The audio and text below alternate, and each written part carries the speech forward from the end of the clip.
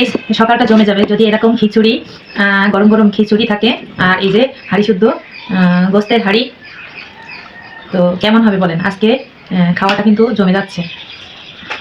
তো আমি আর লোভ সামলাতে পারছি না। গোস্তের মধ্যেও এখানে আলু দিছে, আর খিচুড়ির মধ্যেও আলু দিছে। যাই হোক, খাওয়াটা জমেই যাবে।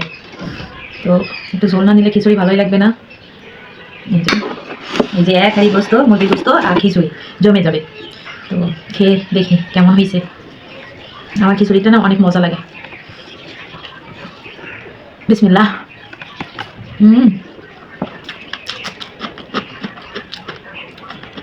একেবারে সেই। আবার খিচুড়ির মধ্যে একটা দুটো আলু আছে, একটু গোস্ত দিয়ে খাই। অনেক মজা, লোভনীয় একটা খিচুড়ি। আপনারা চলে আসুন।